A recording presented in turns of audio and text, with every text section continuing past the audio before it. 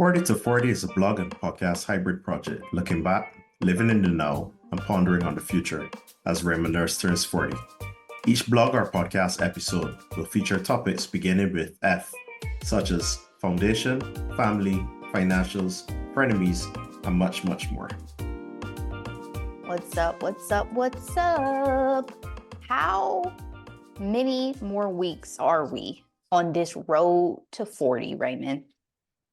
I believe you put me on the spot. I believe it should be quick maths, 28. I think, yeah, about 28 weeks to go. 28, 27. Who knows? I lost track at this point. But 20 something. We gonna need you to know, because the whole point of this show is that you are on the road to 40. So today's F word is free time. Literally just changed it 2 seconds ago. And what are your first 5 today to get us going? So to get us going today for the first 5 is tying into free time, an event that I went to last weekend. So last weekend was the first, hopefully, of many Orlando Kite Festival events. It was a blast. I took half of the twin. My baby cousin, she had dancing and a couple other engagements, but the baby boy, he was available. I say baby, but they're 6. And so we go to this event now. I did so many things that are unheard of growing up in Barbados, where we have a very strong kite culture. One of the things we do, we make our own kites. So I'm at this event and we scoff at people who don't make their own kites. I'm at this event and only kites are available on sale. Nobody is making a kite. And I'm looking around and say to myself, if my elders saw me up in these American streets with a back kite, that's what we call the plastic manufactured ones. If they saw me with a back kite, they'd probably be turning over in the graves right now. But anyhow, got the back kite, had a little difficulty assembling it, but tried our best. It was a day full of enjoyment, minimal wind, and I did not know America didn't have a kite culture to the extent where I went from what I would say is probably top 40% of kite flying in Barbados. I was like top 5. And I am in these streets like, oh crap, people got the phones out and they're taking videos of this kite, and I feel like a real rock star. And Yeah, I think you and our friend Nicole have both talked about like kite culture. Like, there's definitely not a thing here that I'm aware of. Like, I'm sure there's like probably clubs, because there's a million clubs for everything, but it's not, especially when you're an adult, it's not a normal thing to be like, let's go fly some kites. yeah. So help me understand what kite culture is in Barbados. So back home for us, it is tied into Easter. And Easter, we have kite flying competitions. It is a big thing. There's even Easter meet in the same way that Christians celebrate Easter, or yeah, same Easter. So was this because of Jesus y'all fly kites? Nah,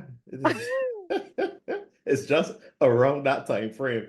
I don't know. I don't know what the origin of it is, but I do know that all the festivals and like Easter season is kite flying season. And you have people who they're super upset about the kites. So the way we make our kites, there is one string that would run across the top, and you could put a piece of paper on it and you call it a bull. And so when you have the kite up in the sky, and some people wants to get it up flying, you stake it out so you have it overnight. And so this bull will be like, ooh. And so it's like you hear the kite bull morning, noon, night. Some people complain about not being able to sleep when these kites stake out, and it's a thing. And even with the festival, you would have prizes now for the biggest kite, the smallest kite. And so kites are huge. When I heard about this kite festival, I was like, oh man, let me see what America's saying. Because in my mind, I have equated America to anything that is done in Barbados is done here, but bigger because America is bigger, is real straightforward. No, And because you I don't feel that way about Carnival. You don't feel like we do it better here. definitely not. Well, I guess not. Exactly. Exactly. I guess not everything. Maybe there might be an exception or two. But for whatever reason, with kites, I thought that that would be the case. And I was so shocked. I see people, one of the guys in our group, he was like, "How are you keeping that thing in the sky? And like you're not running, you're not moving, you're just standing there. Like, are you a kite whisperer?" And I'm like, "Yo, this is wild to me." But yeah, we we love our kites. And so many people, when I posted it on Instagram, I had friends sliding in my DMs like, you still had boy days and like real bigging me up. But here, yeah, it it's interesting to see that the culture is non-existent. Again, I'm sure there are some kite clubs somewhere. So no offense to all of y'all American kite enthusiasts out there. I just know that, yeah, it's not, I wouldn't say it's remotely a norm or a thing. But what we're also going to talk about today is not something that American culture has celebrated in the same way that a lot of other cultures have celebrated, and that is soccer, as we say, football, as y'all say. So we've had many chats on soccer because S because you are one of my friends who is a huge enthusiast. You were an hour plus late to my birthday brunch one year due to needing to watch the World Cup, even though the restaurant we were in had it on television. It's all's forgiven. It's okay. Water under the bridge. can But be. Mhm. tell us about your love of, I'm going to say football for the sake of the podcast to be respectful, and how this fit into some of the other hobbies that you developed a passion for growing up. Football growing up, and we would have touched on this in a podcast previously where we were showing our age. We used to go outside and run around and play, and that just was a thing. And football is one of those sports where the entry level is extremely low in that you just need a football. We would play barefoot, play on the road, the pasture. Anytime you had a chance, you would play. Football for me, once I had started playing field hockey, football for me was more on the side, just a fitness something. And there's a level of community and camaraderie that every single Saturday at the same time, we would play at my old secondary school. We used to play in the middle of the week on Tuesdays and Thursdays at a different location. And so there's fitness involved. Go, shameless plug. That's my previous podcast episode. Go listen to it if you haven't yet. So there was a level of fitness involved, but our free time definitely was centered around moving and sports, and football is one of the bigger ones. And not just playing it, but it's also one of those sports where there are so many idols and so many different teams, competitions throughout Europe, Central, South America, and North America is now up and coming with MLS. There's so many different avenues that you can really sit down and you could either watch it and somewhere in your mind you'd be thinking, oh man, I better than this person here for sure. Like that body can't hang to me. But football for us was a lot of fun and a lot of pain. I broke my toe 4 times playing football in life. I broke it at the age of 12, 14, 16, 18, every other year throughout secondary school. And the doctors would be like, hey, you're always going to be susceptible to these fractures. But then at the end of the day, I just continue playing and playing and breaking it. And it's so funny because I have a trip coming up and I'll be heading back home. And I already got some people messaging me and they're like, hey, you want a scrimmage? Like, fellas, I definitely am not anywhere near as fit as I was at this point in my life compared to when I left to come to America. So I'll walk with the boots, but keep the expectations super, super low. Football was a big hobby for us growing up. What else we used to do? Pitch marbles, riding bicycles, Now, I bicycles feel in. like pitching marbles had passed me. Like that was a couple generations prior to me. So y'all were Oh, still oh, pitching you're marbles. you're too young to Yeah. have entered the marbles fray. Some of my friends might disagree. Maybe they were still playing with marbles. I was not. Yeah, so pitching marbles would have been a pretty big one as well. Dominoes is huge. And another one of the things that was super interesting about moving to America, especially within the African American community, is cards. So Yeah.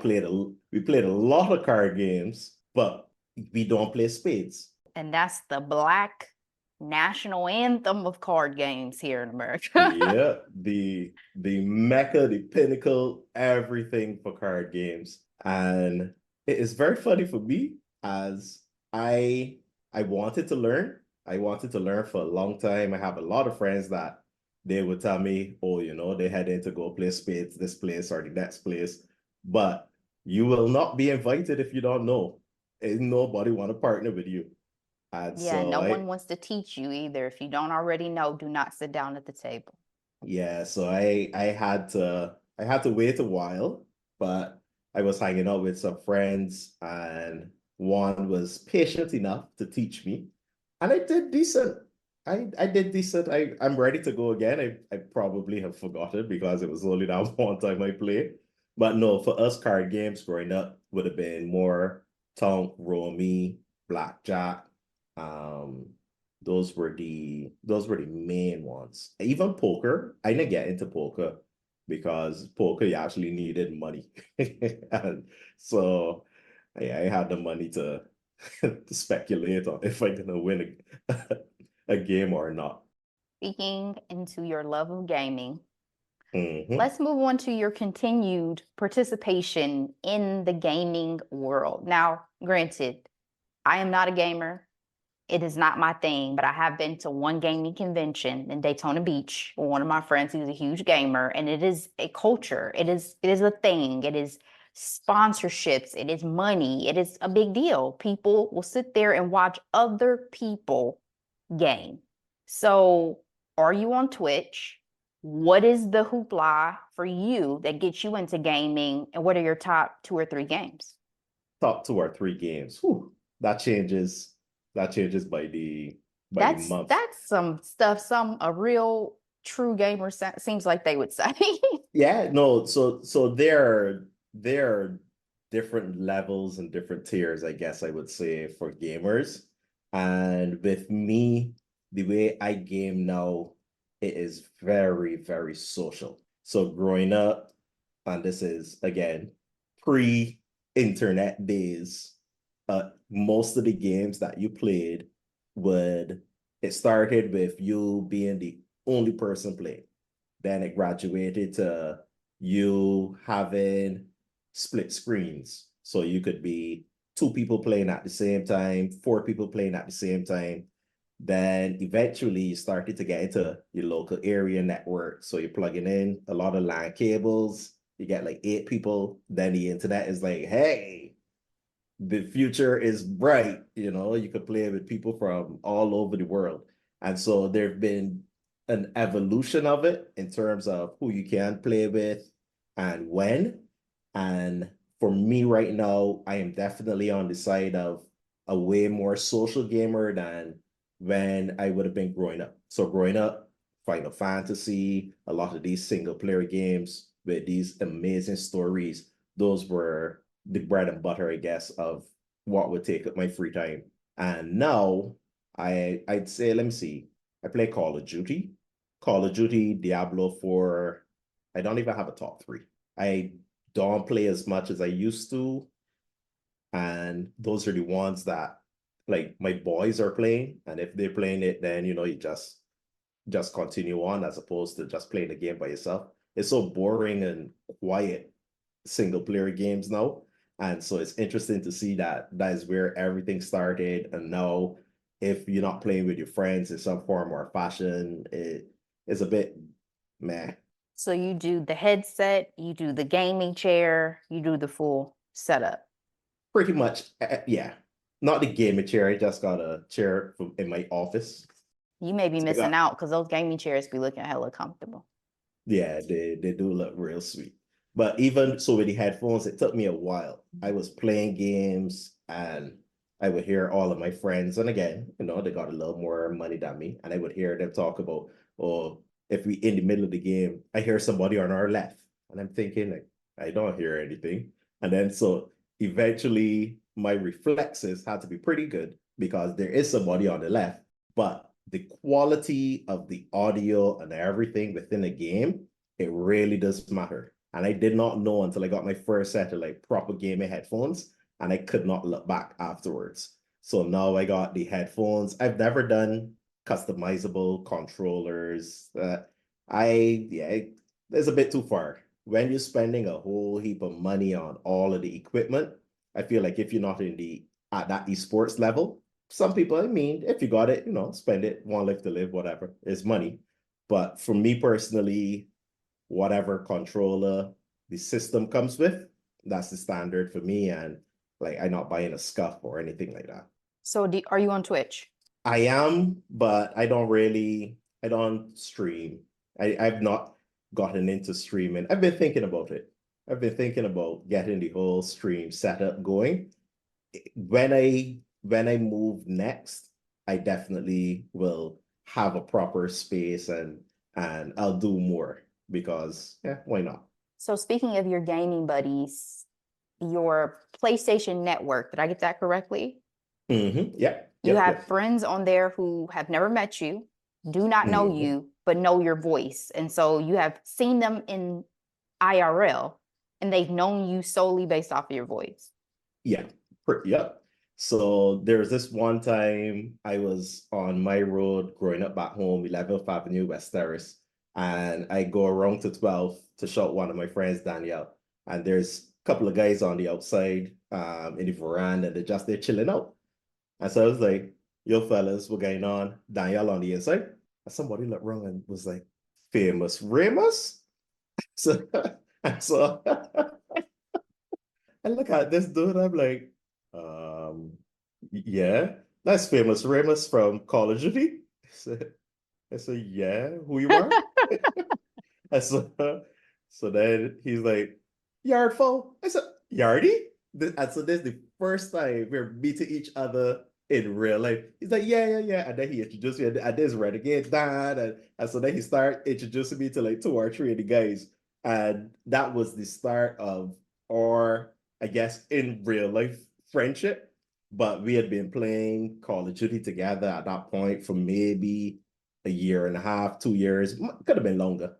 And so I always tell people that gaming is so interesting where you could be walking down the street, you could be talking, and somebody could look wrong and be like, and just like plunk you across the head because you tell them something real bad in a video game and they remember your voice.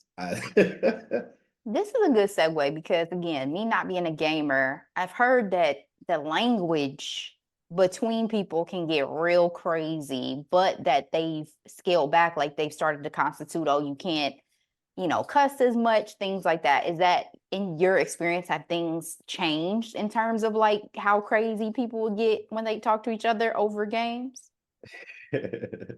Before I get into that fully, I am one of the angriest gamers you ever come across in life.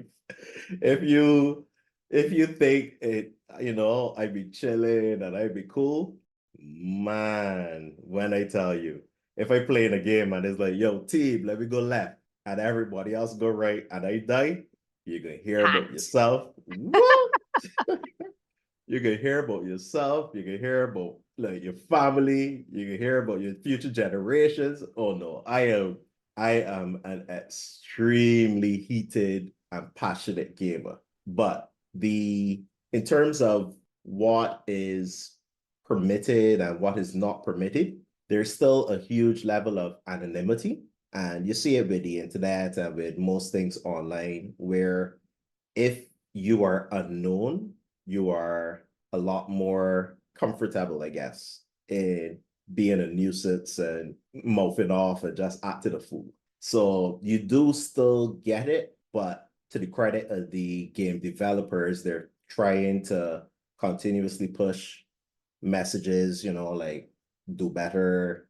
They try to moderate things as best as they can. They provide tools within it where you could actually complain for persons.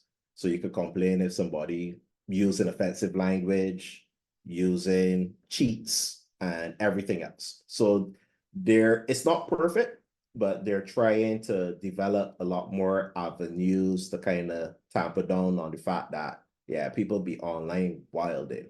And I definitely I at the top of the list. But I tend to wild out more within my circles versus on the outside. Strangers.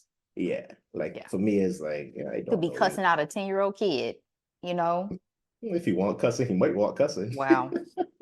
So speaking of like I can't remember the word that's used or terminology used, but like fakeness or, what have you, anonymity, illegitimate software, what exactly does that mean in the gaming world? So illegitimate software is less in the gaming world and more in the actual world of computing.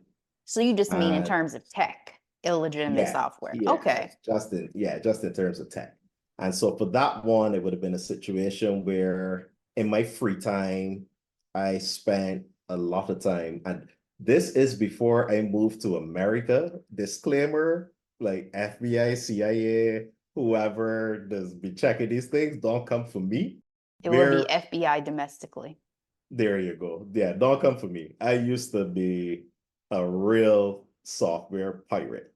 Coming up, man, back home in Barbados, any and everything I was downloading it. And twofold. One, it was necessity, and then two, it was kind of availability, I guess. And the necessity from the point of I just could not afford all the different licenses for the software and everything else realistically. And a lot of people in the Caribbean, they couldn't afford it. But we still had to utilize AutoCAD for our architecture. We still had to utilize Photoshop and InDesign and Adobe for our graphics work and everything else. So what I do fancy about that within free time is there was a level of exploration in terms of just figuring out what software works best with you, which one you kind of jonesing with and enjoying the most. There was that level of exploration as well as just being able to complete tasks. So in my free time, downloading, downloading was a thing. Even we started downloading like we used to call them MP3s. We started downloading music in my last couple of years in secondary school. And so I used to download music, burn it onto CDs, sell these CDs, and sometimes that would give me, some lunch money, some money to go and hang with my friends or whatever the case may be. And again, these are all illegal activities. I am well aware that these are illegal activities, but they're also illegal activities I did before moving to America. So hopefully the statute of limitations has passed. and, I guess we'll and see. everything is a-okay. But no, in our free time, you definitely had to have some ingenuity, whether it was from a professional standpoint or a recreational standpoint. And it really was a joy to get down and dirty and enjoy a lot of the stuff that we used to do. But back to gaming, the last thing on gaming, I think, is FIFA. FIFA with esports is extremely huge. I used to spend a lot of time playing FIFA, and I was bad. Like, well, bad isn't good, but I was bad when it comes to playing FIFA to the point where I feel like if I had moved to America earlier and I didn't have a mother as militant as mine, I probably would have gotten into esports and I could have made a living off of gaming. I mean, some days we'd be playing till stupid hours in the morning. The sun would rise. We would start playing 8 o'clock, 9 o'clock in the nighttime, and you rise in the sun and it's still there. And the thing about it too is nobody wants to be the person that has lost the last match. So whoever just lost requested, give me a rematch now. Let me play you one more. Man, I can beat you this time. Is this never ending cycle until somebody had to just be like, yeah, that's enough. But FIFA, Street Fighter, those are some of the fighting games and the sports games. Those were some of the more hotly contested games growing up. But I did get to a point where once I was living in my own house and everything in Barbados, I would leave my friends out in the front house, still gaming or watching TV or hanging out, because that was a spot where you could come there, spend all the free time that you want. I just had one thing. If I tell you I go in my bedroom and come back, that's my code for have a good night, shut up the house when you finally get up to leave, you know? And so that's how it was. But even I played a lot of FIFA up until the point where I had to be aware, and I thought to myself, you know what?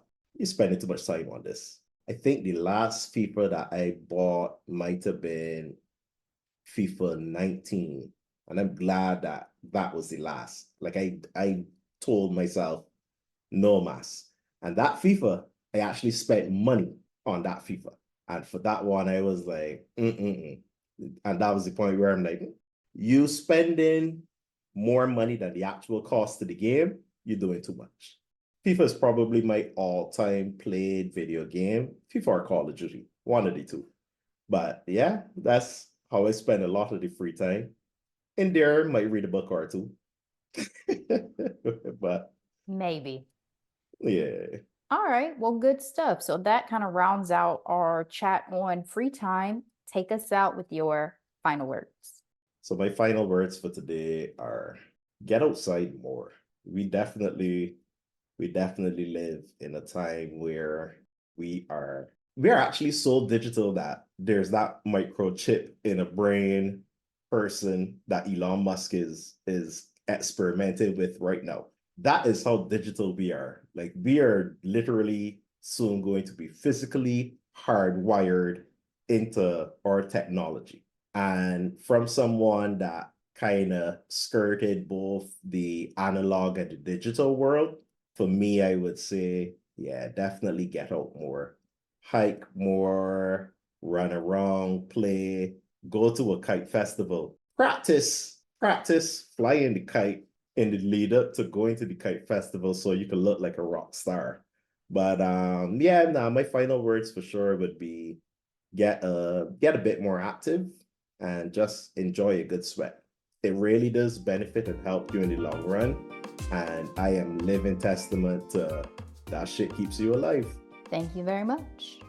We'll see y'all next time.